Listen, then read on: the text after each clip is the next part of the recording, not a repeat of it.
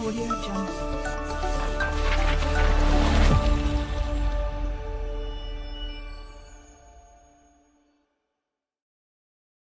Assalamualaikum warahmatullahi wabarakatuh.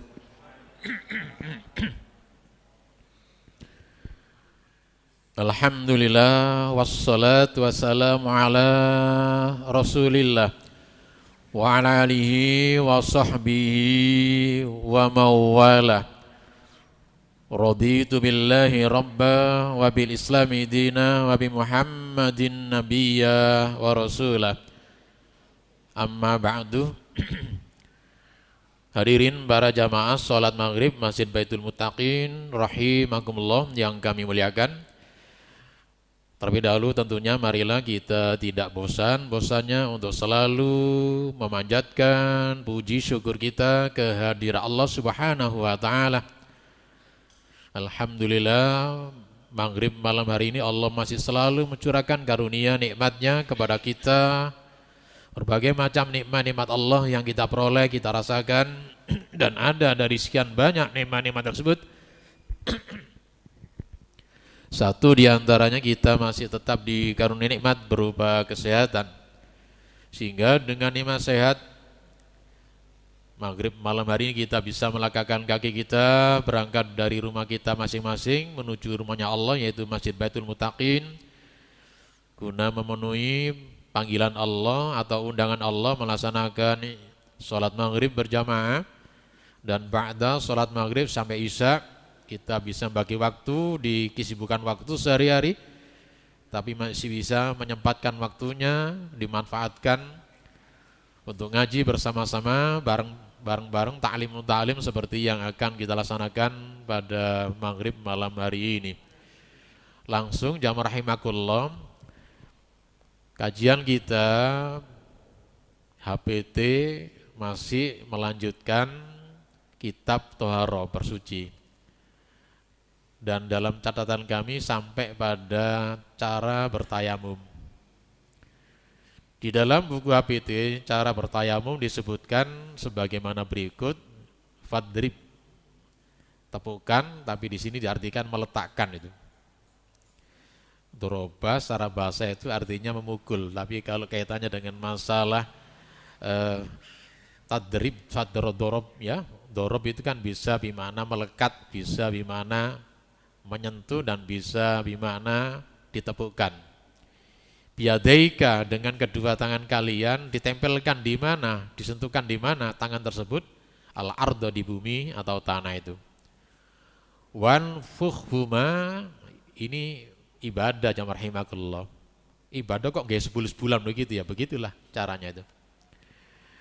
Jadi setelah ditepuk apa tangan kita ada debunya atau tidak, ada pasirnya apa tidak, tetap kita melaksanakan tuntunannya, disebul, ditiup kedua tangan tersebut. Hal tersebut merujuk pada keterangan dalil sebagaimana hadis dari Ammar bin Yasir, qala telah mengatakan, ajnabtu, aku telah junub, falam usibil ma, dan aku tidak menemukan air. Jadi Ammar ini junub, tidak menemukan air. Fatamat attu, kemudian aku berguling-guling fi sa'id, di tanah atau di pasir itu. Bayangannya mungkin seperti mandi besar gitu ya, dengan air itu. Wasallaitu, maka kami sholat, dan kami sholat. Fadakartu, setelah itu kami sebutkan atau kami sampaikan dzalik, yang demikian tadi, kepada Nabi sallallahu alaihi wasallam. Jadi cara Ammar bin Yasir bertayamum tadi itu adalah dengan cara sendiri karena belum mengetahui cara tayamum yang benar itu. Berguling-guling ya di pasir itu. Setelah itu sholat, kemudian diceritakan kepada Nabi Muhammad sallallahu alaihi wasallam. Faqala, maka Rasulullah menjawab apa yang disampaikan oleh sahabat Ammar tadi, innama, hanya saja, karena adalah yakfika, cukup bagi kalian, hakada, seperti ini. Lantas Rasulullah memperagakan tutorial cara bertayamum. Doroba itu Ditepukan atau ditempelkan tangan Rasulullah Shallallahu Alaihi Wasallam bi kaifi dengan telapak tangannya al-ard ke bumi itu. Wa nafakha kemudian ditiup fihima dua tangan tersebut. Disebul. Summa ini kaitannya dengan cara-cara yang lain karena disampaikan ditulis semuanya hadisnya, ya kita baca semuanya. Summa kemudian masaha kemudian diusap wajahu wajah beliau wakafai dan bukan ditupukan lagi di sini. Setelah mengusap wajahnya Rasulullah mengusap kedua telapak tangannya itu. Muttafaqun alaih Bukhari Muslim. Jadi simpel sekali cara tayamum Rasulullah dan itulah cara ibadah kita berkaitan dengan masalah tayamum. Mari kita teruskan karena pembahasannya ini adalah membahas masalah menepukkan tangan di bumi kemudian disebul, tapi hadisnya memuat cara-cara yang agak lengkap. Mukhlison dengan ikhlas niataka lillahi kepada Allah Subhanahu wa taala.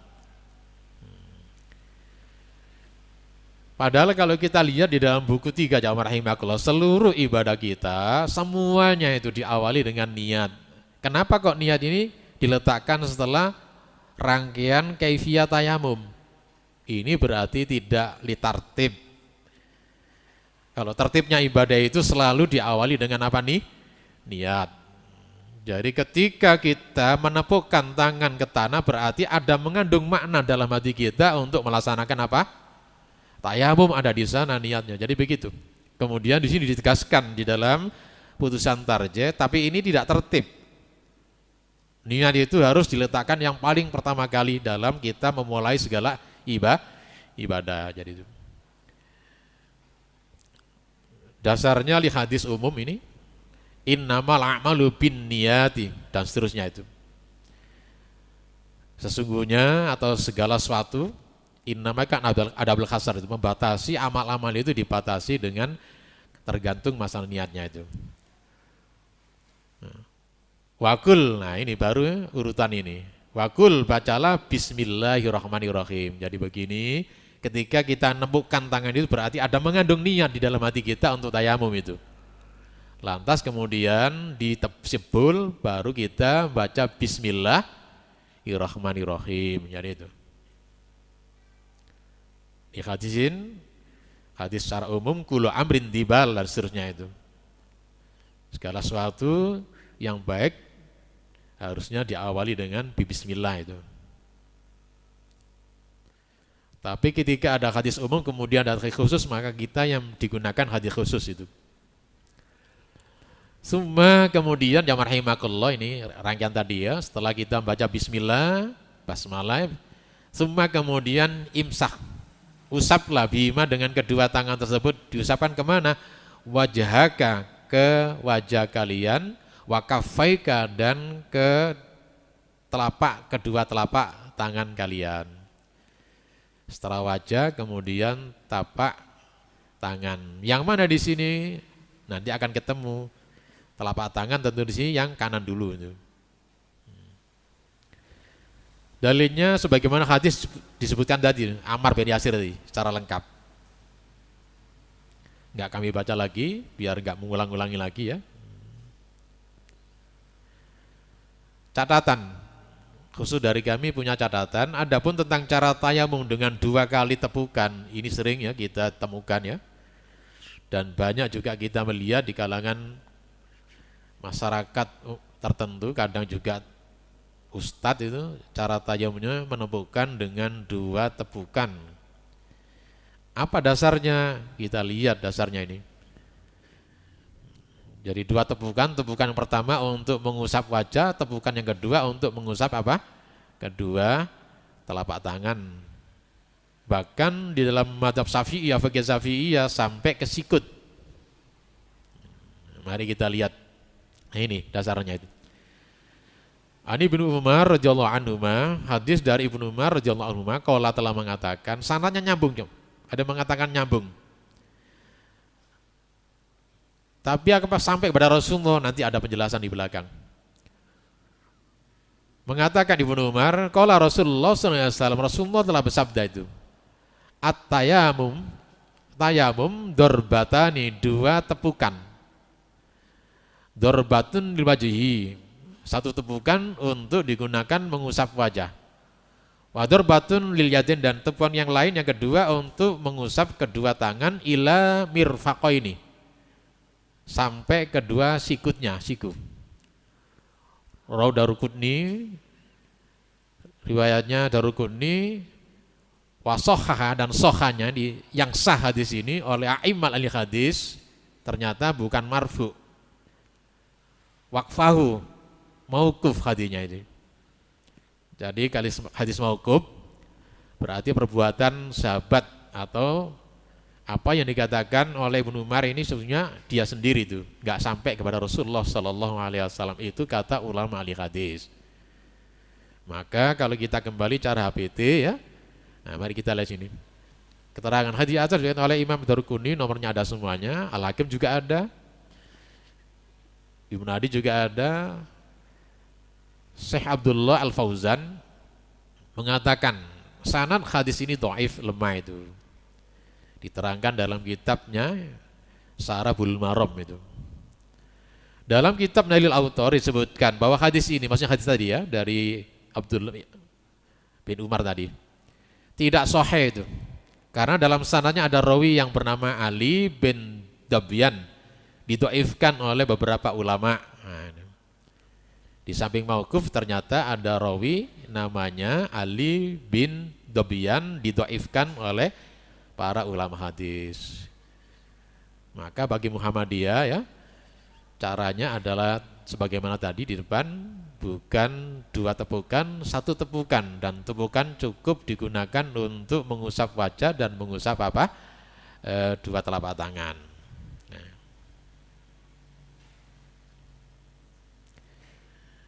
Di dalam hadis lain jamaah rahimakumullah, kebetulan di HPT nggak sebutkan tangan yang mana dulu. Di hadis lain Rasulullah menepuk tangan tadi itu, diusapkan telapak tangan yang kanan, baru kemudian yang kiri. Ini ada dua versi jamaah rahimakumullah, mana yang ditepuk, apa yang diusap, apakah zahir ini yang luarnya atau termasuk dalamnya, batinnya ini. Sebagian memahami cukup hanya luarnya saja yang diusap, yang kanan kemudian yang kiri, monggo silakan begitu. Tapi ada sebagian memahami kafai, yang namanya kafai itu adalah, kalau Syafi'iyah itu, kafai itu adalah zahir wal batin, kafai itu. Jadi itu. Maaf, bukan Syafi'iyah itu ya. Kalau Syafi'iyah itu adalah, maaf, kalau Syafi'iyah itu adalah kafai itu hanya ini saja. Ini bukan kafai itu. Jadi, makanya kalau ibu-ibu di kalangan Syafi'iyah mukenanya, rukunnya itu kan, ini kan ditutup. Karena ini termasuk bukan aurat, bukan aurat yang dibuka, ditutup. Tapi sebagian tidak, yang namanya kafai itu ini bisa dibuka, dan ini apalagi yang ini, baik dohir yang luar maupun batin yang dalam bisa dibuka, sah panjenengan sholat. Jumhur ulama mengatakan begitu. Maka jamaah rahimakumullah, kalau kita menggunakan pendapat jumhur, berarti diusap tidak hanya cukup ininya ini. Jadi dua-duanya apa, luar dan dalamnya, monggo begitu. Tapi kalau ada mengatakan cukup di sini saja, nggak usah disalahkan. Karena memang ada pemahaman seperti itu ya itu. 5 mafhum, karena mafhum muwafaqahnya al ayat as-sabiqah yang disebutkan terdahulu, falam tajidul ma'an, ketika kita tidak menemukan air. Lalu jamaah rahimakumullah, di sini tidak ditemukan apakah sehabis tayamum kita disuruh berdoa sebagaimana wudu. Tidak ada satu keterangan hadis pun. Maka di HPT tidak sebutkan, tidak ada doanya itu setelah tayamum. Jadi setelah tayamum ya sudah, tidak ada doanya.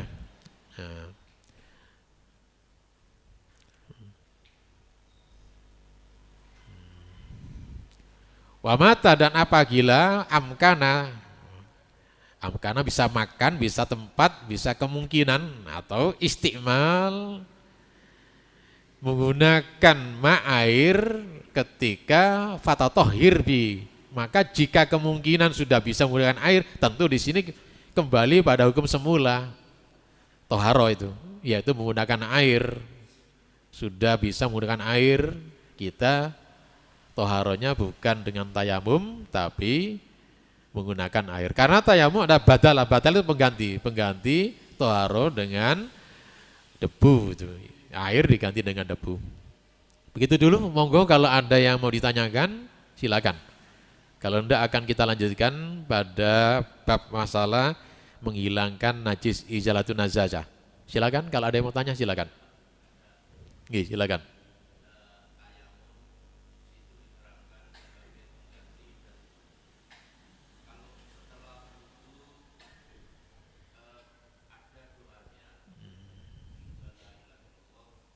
Iya.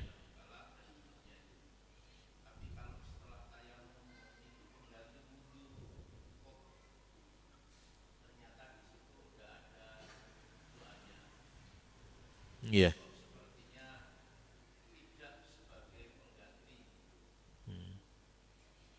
Secara umum disebut badala. Awal pertama pasalnya kan tayamum digunakan di sini pasal Muhammadiyah menggunakan tayamum digunakan sebagai pengganti toharo itu. Hadas besar maupun hadas kecil. Lalu apakah semuanya misalnya rangkaian wudhu sama dengan tayamum termasuk doanya? Kalau tidak ada keterangan khusus, ya sudah kita tidak melaksanakan berdoa. Sebagaimana sehabis wudhu doanya tidak. Baru kalau ada keterangan khusus ya sudah kita menggunakan doa sama dengan wudhu biar itu. Jadi begitu jawabannya ya. Di APT nggak sebutkan ya sudah kita kembali pada APT. Andai kata kalau disebutkan ya sudah kita ngikuti APT. Dan memang tidak ada satupun hadis yang menerangkan setelah tayamum tidak ditemukan dalil keterangan bahwa setelah tayamum ada doa sebagaimana wudhu. Tidak ada itu. Begitu jawaban singkatnya. Dan jamaah rahimakumullah di kalangan para ulama, apakah hukum tayamum ini ada mengatakan secara mutlak sama dengan wudhu? Artinya begini. Kalau wudhu, nyun sewu, ketika kita tidak batal, bisa digunakan untuk sholat lagi. Tapi sebagian ulama kalau tayamum, jamaah rahimakumullah, walaupun kita tidak batal, tayamum ya, kalau mau sholat tayamum lagi, itulah yang memang uniknya di situ. Padahal hakikat tayamum adalah sebagai pengganti wudhu. Tapi kenapa wong tayamum nggak batal kok kita nggak boleh sholat lagi, misalnya sholat duhur sampai asar nggak batal itu. Maka di sini ulama mengatakan ya tayamum lagi itu, begitu. Ini khilafiyah jamaah rahimakumullah. Sebagian kecil mengatakan ya sudah, nggak usah tayamum lagi, monggo silakan begitu. Di APT nggak disebutkan secara rinci terkait dengan bagaimana kalau misalnya belum batal, padahal kita masih punya taruh dari tayamum. Apa boleh kita sholat? Tidak ada keterangan di APT. Cuma pembahasan lebih lengkap di kitab-kitab fikih madhab. Jadi sekali lagi sebagian ya besar ulama madhab mengatakan tayamum itu sekali digunakan untuk sholat 5 waktu. Makanya ketika misalnya isya ngeten niki panjenengan tayamum, maghrib ngeten niki, kemudian isya belum batal panjenengan tayamum lagi, begitu kata jumhur ulama. Tapi sebagian kecil ya kita hormati, ya ndak, sebagai pengganti wudhu. Kalau sebagai pengganti wudhu, kenapa kita harus tayamum lagi wong belum batal? Monggo silakan saja, nggak usah penerengan jadi. Ya, sama-sama menghormati di antara perbedaan tersebut. Begitu penjelasan tambahan dari kami. Mungkin barangkali ada yang bertanyakan, silakan. Nggih, silakan.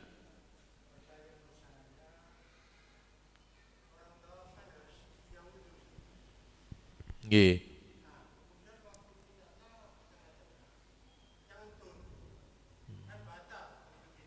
Iya.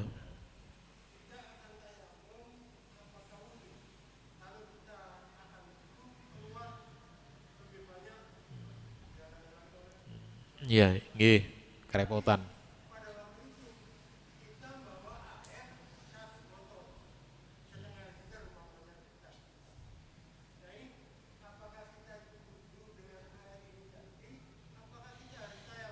Nggih. Di dalam buku HPT jilid 3 menerangkan tentang masalah kitab keterangan haji di sini. Mempertegas di dalam bab haji, kitab haji buku 1. Kalau misalnya tayamum di sini syarat apa? tawaf disyariatkan harus suci dari hadas besar maupun hadas kecil. Menjadi persoalan manakala kalau misalnya tawaf saat kita batal wudunya, apakah wudu lagi? Sedapat mungkin wudu lagi kalau bisa. Kalau tidak bisa, apakah diganti dengan tayamum? Di sini tidak boleh diganti dengan tayamum, tidak boleh. Aneh kan memang? Padahal hukum pertama tayamum itu sebagai pengganti wudu. Tapi kenapa kalau dalam masalah tawaf, ketika wudu batal kok nggak bisa diganti dengan tayamum? Jadi itu. Jumhur ulama juga mengatakan begitu. Lebih unik lagi dalam masalah tawaf, jamaah rahimakumullah, ketika batal wudunya, kenapa kalau misalnya disuruh taruh lagi, tawaf kok gak diawali dari awal? Diteruskan saja, misalnya tawaf sudah dapat 3 putaran, ngentut, misalnya begitu. Batal wudunya. Apakah tawaf batal? Ini juga khilafiyah. Oleh Ibnu Taimiyah, pendapatnya termasuk Ibnu Hazm, tidak batal tawafnya itu. Silakan saja kalau dia misalnya kesulitan, misalnya tidak toharo, tawafnya itu sah itu. Kata Ibnu Taimiyah termasuk Ibnu Hazm itu. Kami sependapat dengan beliau itu. Apalagi menghadapi kondisi seperti sekarang ini itu. Yang tawaf adalah bukan ratusan ribu, bahkan bisa menjadi jutaan orangnya di sana itu. Jadi sekali lagi, apabila kita tawaf kemudian batal, sedapat mungkin bisa toharonya, tapi toharonya tidak dengan tayamum. Karena kesulitan, tidak ada air, disuruh tayamum tidak. Aneh kan memang itu, uniknya di haji itu, tawafnya. Disuruh wudu lagi. Wudu kesulitan, ada air untuk terbatas. Makanya di sini ada mensiasati pakai semprotan Ustadz. Semprotan apa? Gitu loh. Untuk nyemprot biasanya burung-burung itu aja di sini. Ya silakan saja kalau memungkinkan, silakan.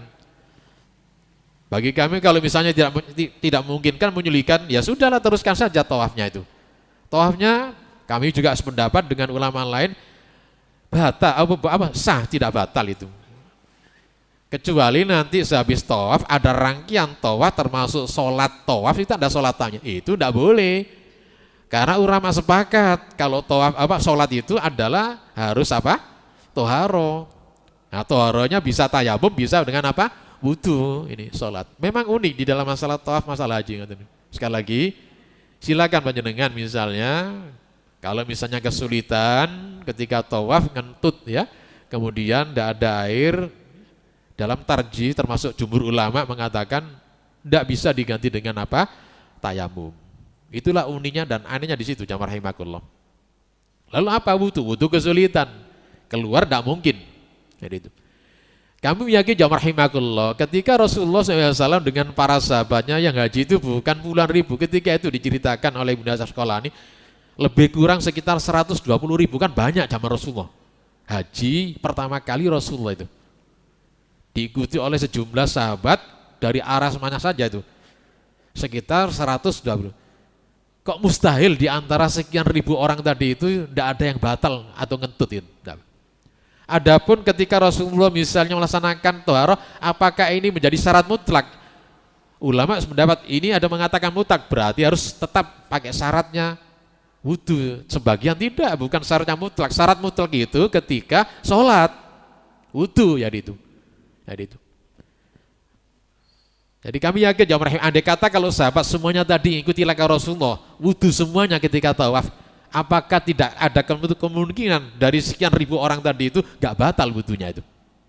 Mustahil itu, dari sekian ribu. Lalu tidak ditemukan cerita ketika itu ada yang wudu lagi. Tidak ada satupun cerita itu, sahabat-sahabat wudu lagi itu. Hanya menerangkan Rasulullah mengawali ketika itu mau masuk masjid, Rasulullah mandi dulu, kan mandinya mandi apa? Memang Rasulullah ketika mau masuk masjid berhenti dulu di sana, dan ini jarang dilakukan oleh orang-orang, ada tempat tertentu di sana. Kemudian Rasul mandi, wudu Rasulullah meneruskan perjalanan itu. Dan Rasulullah itu masuk masjid bukan sembarang masjid, makanya di sana ada babus salam. Babus salam itu kalau panjenengan kesulitan ngikuti Rasulullah ya sudah dari pintu mana saja. Babus salam itu kalau nggak salah di arahnya Sa'i, Mas'a itu nomornya kalau nggak salah 24, pintu babun nomor 24, babus salam. Itu arah situ Rasulullah masuknya itu. Kalau kita ngikuti haji Rasulullah begitu. Tapi kalau panjenengan misalnya kebetulan hotelnya tidak searah dengan Babu Sa'i, Mas di sana, muter-muter berat, ya sudahlah, mana yang mungkin, misalnya Babul Fat, agak jauh di sana, repot panjenengan itu. Jadi itu. Kebetulan kalau panjenengan misalnya arahnya pintunya dekat Mas'a Sa'i, ya bisa panjenengan masuk Masjidil Haram, Sa'i, tawafnya melalui pintu Babus Salam. Jadi begitu nggih keterangannya. Jadi kami tidak menemukan sahabat-sahabat yang ketika itu adalah setelah di awal tawaf tadi itu adalah batal wudunya itu. Tidak ditemukan itu. Begitu nggih, jadi itu. Sabun kira-kira? Yang lain barangkali ada yang mau tanyakan, silakan. Kalau tidak ada, kita lanjutkan. Bab tentang masalah membersihkan najis. Najis ijalah itu menghilangkan najis.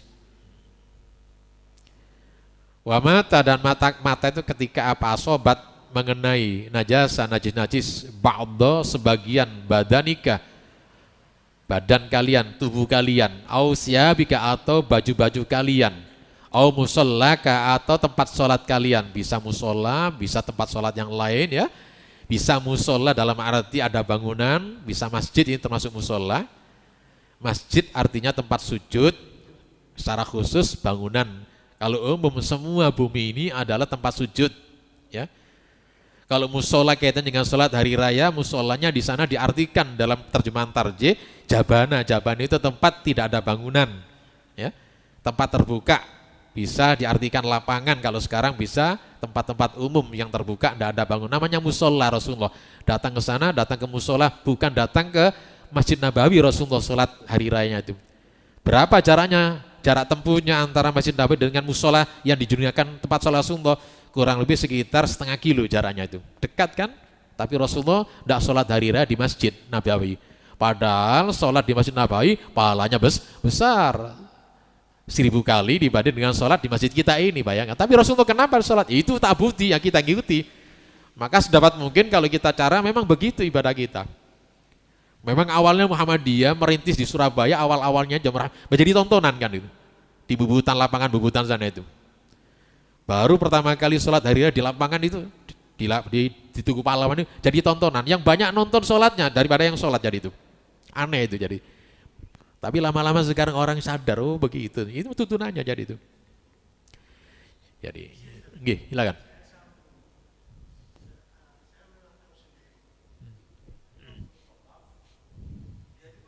Iya.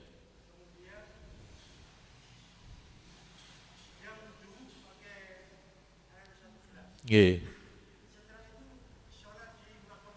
Iya.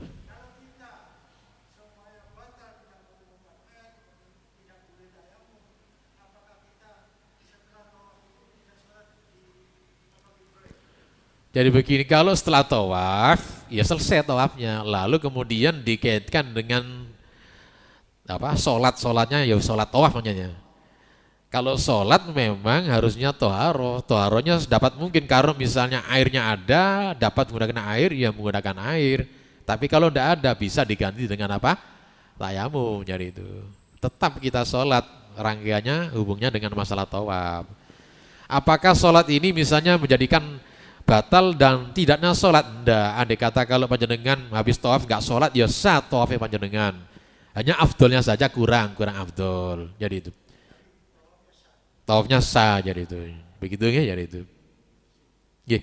Kita lanjutkan jamaah rahimakumullah, musola ya. Faksilhu, maka basulah itu anha darinya dari najis. Caranya bagaimana? Bil hati, kalau misalnya ini najisnya nggak bisa dihilangkan dengan hati, artinya begini, bahasanya hadisnya ngeten. Hati itu sebetulnya kaitannya dengan darah haid yang menempel di baju. Di hati itu dikerik itu. Wal farqorsi kemudian diucek. Minda bil haid. Nah, ini kalau darahnya darah haid. Jadi itu.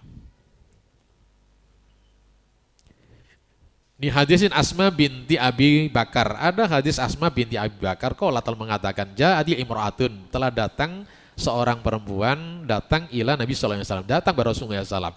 alaihi wasallam. Ibu-ibu, mari kita perhatikan. Zaman Rasulullah kata niki. Mari kita perhatikan ini. Menjadi perenungan kita bersama-sama itu. Dia mengatakan kepada Rasulullah, madul datang Rasulullah itu, curhat. Ikhdan, ada seorang di antara kami yusibu mengenai saubah pakaiannya minda bil haid dari darah haid pakaiannya. Kaifa tasna'u? Bagaimana kami melakukannya itu? Faqala maka Rasulullah bersabda, takhutuhu, keriklah itu. Ini kering itu. Summa takhrusu, kemudian siramlah atau uceklah dengan air bilma itu. Summa, dan kemudian bilasilah dengan air. Summa tusolli fihi, kemudian sholatlah dengannya itu. Berarti ngaten niki ibu-ibu, pakaian sehari-hari yang dipakai ibu-ibu juga kadang-kadang dipakai untuk sholat. Jadi itu. Ya ada bedanya ini antara sehari-hari dengan pakaian sholat. Beda dengan kita, ada sholat sendiri pakaiannya. Ruku mungkin aja. Akhrajahu sitta, berarti Bukhari Muslim ada semuanya ini. Sahih itu. Hatta sehingga tunzila ini anzal maksudnya itu ya apa namanya, lepas semuanya itu. Ausofaha, sifat-sifatnya. Min launi, di antara satu sifat di antaranya bagaimana warnanya najis tersebut. Warihin, dan baunya najis. Watokbin, dan rasanya bilma'i, dengan air at-tahur yang suci itu. Itu dibahas dalam kitab fikih, ada air tahur la mutahhar. Jadi air suci tapi tidak bisa apa, air mustakmal itu kan suci tapi tidak bisa mensucikan, kata Imam Syafi'i mengatakan begitu. Tapi sebagian enggak, air itu tidak ada mustakmal itu. Suci ya suci, jadi begitu. Kalau mustakmal begini, panjenengan misalnya kalau Syafi'iyah kurang 2 kula nyun sewu itu suci, bekasnya misalnya ada digunakan pencuci, kemudian kalau kurang 2 kula suci, tapi bagi Syafi'iyah tidak bisa digunakan untuk taharo, itu Syafi'iyah. Tapi yang tidak, selama air tadi itu tidak mutanajis, tidak kena najis, tetap digunakan bisa bersuci walaupun kurang dari 2 kula. Liqouli ta'ala, Allah berfirman, wa yunazzilu, diturunkan alaikum kepada kamu semuanya minas sama'i, dari langit, ma'an, air, liyutahhira bikum bih, untuk bersuci oleh kamu dengannya itu. Al-Anfal ayat 11. Wa ya'fa, dimaafkan, baqo, yang tersisa, asari, bekas-bekasnya itu, asari bekasnya. Bin ahadin, dari salah satu, asofi, dari sifat-sifatnya, misalnya ngeten. Ketika dicuci, bekas darahnya itu tidak bisa hilang sama sekali. Warnanya mungkin tidak bisa hilang sama sekali. Maka dimaafkan. Namanya najis ma'fu, kalau dikatakan najis ma'fu itu. Di hadisin Abi Hurairah, ada hadis dari Abu Hurairah, ibu-ibu mari perhatikan lagi, khusus ibu-ibu ini penting sekali. Anna Khawlata binta Yasar. Khawlah binta Yasar ini seorang sahabiah perempuan melarat. Pakaiannya sehari cuma satu itu, bayangkan. Sehari dipakai untuk sholat. Sekarang tidak ada orang seperti ini. Kalau dia mengatakan kepada Rasulullah, ya Rasulullah, laisa li, tidak ada bagi saya illa saubun wahid, hanya pakaian satu-satunya. Bayangkan ibu-ibu, zaman Rasulullah itu pakaian orang satu, tapi dia tidak merasa melarat. Bayangkan itu. Ini orang-orang ifah, harga dirinya itu dilindungi ya rahimakumullah. Maka sebut dalam Al-Quran, orang yang ini spesial. Coba orang sekarang itu, ada ngeten jiwa ngeten gitu. Dua ini masih merasa kurang, tapi tidak merasa kurang. Buktinya ketemu Rasulullah, dia itu bukan minta dibelikan baju dan minta baju kepada Rasulullah. Bagaimana dia persoalan masalah ibadah kepada Rasulullah. Wa ana uhidu fihi, dan saya haid dengan baju itu. Baju-bajunya satu sehari-hari dipakai sehari-hari, dan baju ketika haid kena haid bajunya tadi. Qala, Rasulullah mengatakan faida tuhirti, apabila kalau sudah bersih, maksudnya kamu selesai ya dari haidnya, waksili, mandilah kamu. Oh iya betul ya, mau jadam, bersihkanlah ya darah yang tempat darah tersebut. Sumasolli, kemudian sholatlah dengan pakaian tersebut. Qolat, Khawlah mengatakan baru, ya Rasulullah, ilam takhruj asaru, jika tidak mungkin bekas-bekasnya itu sisa masih ada, nggak bisa keluar, maksudnya tidak habis, sisanya masih ada itu. Qala, Rasulullah mengatakan, yakfiki, cukup bagi kalian, alma, sudah dibasuh dengan air, wala yadurruki asaru, tidak ada halangan ketika ada bekas-bekas darah yang menempel di baju tersebut. Wah, luar biasa jamaah rahimakumullah yang niki. Ibu-ibu nggih, ini orang kalau sekarang tidak ada orang yang niki, melarat betul ini. Tapi dia tidak merasa melarat, ya, karena punya dia ifa itu. Datang kepada Rasulullah, madulnya bukan persoalan tidak punya baju, tapi bagaimana cara ibadah toharonya itu. Begitu, ini menjadikan ya perenungan kita terutama bagi ibu-ibu. Nah, jadi bagunya satu-satunya baju digunakan sehari-hari kena darah haid, ditanyakan bagaimana kalau caranya itu bersihkannya itu. Tetap sebagaimana lumrah bersihkan, kalau sudah masih ada sisa-sisanya ya sudah, jangan dihalangi dengan sisa-sisa darah yang ada menempel dalam bajunya. Rahmat Abu Daud Tirmidzi, hadisnya sahih ya rahimakumullah. Wandoh. Jadi wandoh itu adalah perci itu, doh itu. Baul, kencing, hulam. Hulam itu bukan semuanya anak kecil, khusus hulam itu anak bayi laki-laki. Malam dan itu pun dengan catatan selama tidak yat'am, tidak diberi makan. Apalagi dikasih MBG itu, jadi itu. Tidak ada makan ini, bayinya masih 2 tahun. Ya, netek pada ibunya itu. Ini namanya najis tapi mukhaffafah dalam istilah fikih, ringan, caranya beda. Tidak usah dibersihkan seperti hadis umum, diucek, diberi alasin, tidak, cukup diperciki saja itu. Kenapa ada hadis Ummi Qais binti Muhsan radhiyallahu anha ketika itu dia atat datang bi'ibni dengan anak laki-lakinya, laha baginya sohir masih kecil, lam yakuli to'am dan belum sama sekali dikasih makan asupan makan apapun kecuali hanya asinya saja. Datang kepada Rasulullah sallallahu alaihi wasallam, kemudian fa'ajlasahu fi khijrin, akhirnya dipangku di dipupu Rasulullah itu, paha Rasulullah itu. Namanya anak kecil, gak ngerti Nabi bukan anak kecil. Fabala ngincing ala saubi mengenai baju Rasulullah. Fata'a, maka Rasulullah minta bima dengan air, tapi airnya bukan ghusala di sini. Fanadahu, kemudian diperciki saja, tidak disiram itu, tidak diperciki itu. Walam yaksil, bahkan di sini ditekankan dalam hadis ini tidak dibasuh baju Rasulullah yang kena kencing dari hulam anak kecil tadi. Rawul jamaah sahih katanya. Semua ahli hadis menceritakan hadis tersebut. Nah, sehingga di dalam kitab fikih disebut ini najisnya najis mukhaffafah. Tapi kalau bayinya perempuan sama dengan najisnya orang-orang dewasa. Kecil perocot itu sudah najis. Najis mutawasito. Jadi itu. Najis biasa mutawasito itu ya, umum jadi itu. Wasil dan basulah min lu'ab, dari jilatan air liur, kalbun,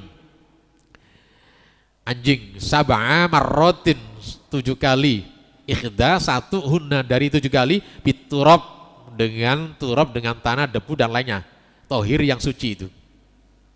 Khusus ini najis mughalladun namanya itu dalam istilah fikih. Karena di hadisnya Abu Hurairah, tuhuru ina, sucinya bejana-bejanya ahadikum, salah seorang di antara kamu, ida apabila walagho. Ini menjadi persoalan fikih jamaah rahimakumullah di kalangan ulama ini, memahami kalimat ngeten iki. Kalau panjenengan baca soal jawabnya Ustadz Hasan, walagho itu adalah ngeten nyusewu. Kalau ngeten iki Bu, ngene iki walagho ngeten iki.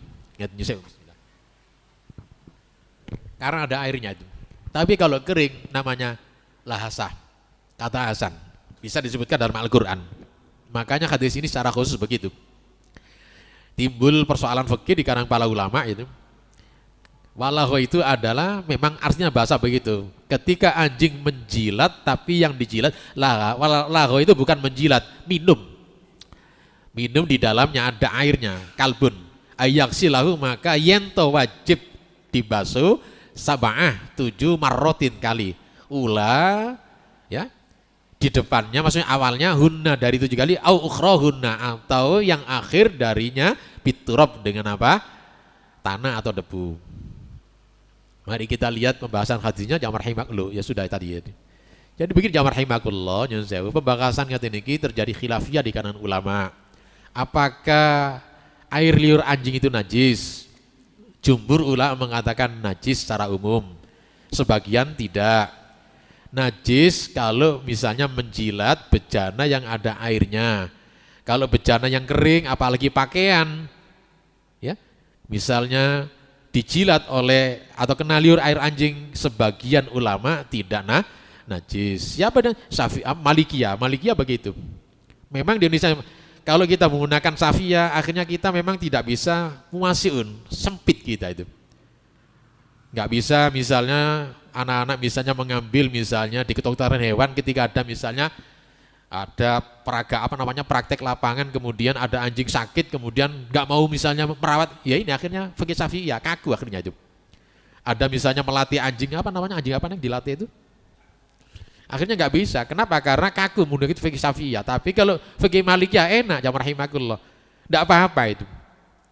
Karena sudah mindset kita dibangun awalnya begitu Syafi'iyah, sampai dulu kita kecil di kampung itu kalau ada anjing satu di kampung diuber-uber seakan-akan anjing itu binatang terlaknat, terkutuk. Jadi itu kalau ada di jalan kok gregetan mau ditubruk, tapi kalau ada kucing hati-hati. Itu heran nih. Padahal tidak ada keterangan dalil kalau kucing begitu, ya sudahlah, sama ini namanya makhluknya Allah. Tapi jangan yang unik, Al-Quran mengatakan Ashabul Kahfi itu nanti salah satu anjing yang bisa masuk surga. Bayangkan itu. Rokim itu terjemahnya artinya memang anjing yang mendampingi Ashabul Kahfi itu. Warrokim itu, rokim. Bisa masuk surga, jamaah rahimahullah. Tapi tidak ada kucing yang diceritakan dalam sebuah hadis masuk surga itu. Jadi itu. Makanya mata Malikiyah, anjing itu tidak najis. Baru najis kalau menjilat bejana yang ada air. Jadi itu. Ini khilafiyah, jamaah rahimahullah. Nah, itu dulu. Monggo kalau dibahas silakan.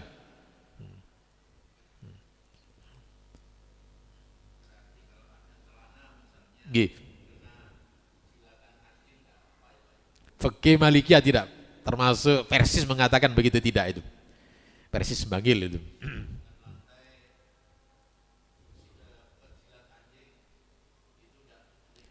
Iya, dia jadi itu. Dibuktikan lagi Nyun Sewu di Masjid Rasulullah kadang-kadang ditemukan kotoran anjing di sana itu. Mustahil kalau misalnya anjing sampai ngising, nelek di masjid, air liurnya itu enggak tumpah ke masjid. Mustahil itu. Ada yang membantah lagi, iya dulu kan pasir, iya pasir. Tapi kalau dikatakan najis, caranya juga ada. Ketika itu ada orang Badui datang ke masjid, mungkin dia enggak tahu kalau masjid, mungkin dikira gubuk begitu. Tapi ada batasnya itu masjid, tiba-tiba kencing di sudut masjid. Belum selesai orang-orang mengatakan marah itu.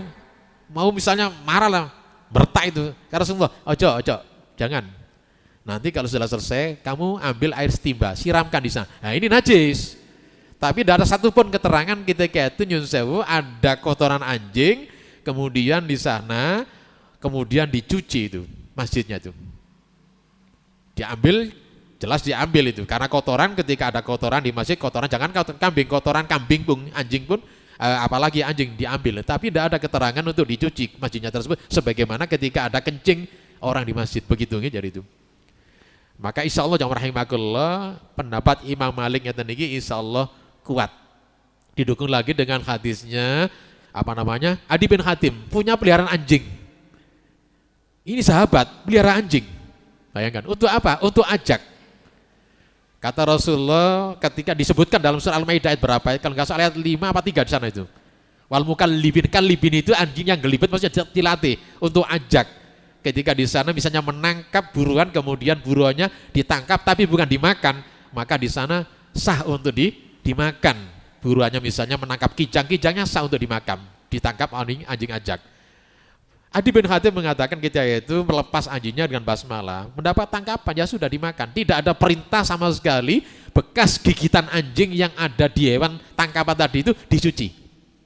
Kalau misalnya najis disuruh nyuci, tapi ternyata tidak ada dicuci. Itu lebih penguat dari pendapat Imam Malik rahimakumullah. Begitu nggih, jadi monggo kalau panjenengan ngikuti Syafi'i monggo silakan. Tapi yang Malik nggih jangan sampai ada yang mengatakan ini keliru, jangan itu. Justru insya Allah yang kuat adalah menurut kami pendapat Imam Malik. Apalagi kalau sekarang zaman modern di mana penggunaan binatang yang paling pintar itu kan bukan kucing itu, anjing gitu ya. Sulit kalau misalnya menggunakan fikihnya Syafi'i panjenengan. Nggak bisa kemana-mana, nggak iso ngelatih anjing terlatih itu, nggak iso ngobati anjing ketika sakit, ketika ada orang misalnya Misalnya apa? Dokternya dokter hewan itu. Dokter hewan kan nggak boleh menolak.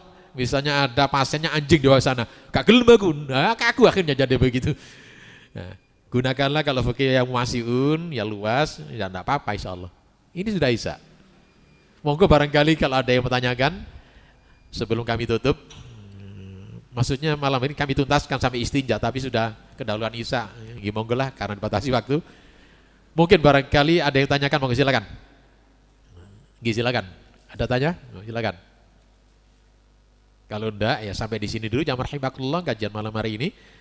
Mudah-mudahan ini apa yang kita kaji paling tidak bisa menambah ilmu, mencerahkan kita, terutama di dalam memahami cara-cara ibadah menurut HBT yang tentu ini menjadi pedoman kita dalam cara kita berta'abudiyah ibadah. Apabila ada yang khilaf, keliru, kami nyampaikan, wajar, sebagai manusia biasa, banyak salahnya, maka kami mohon maaf yang sebesar-besarnya. Akhirnya billahi taufik walhidayah. Assalamualaikum warahmatullahi wabarakatuh.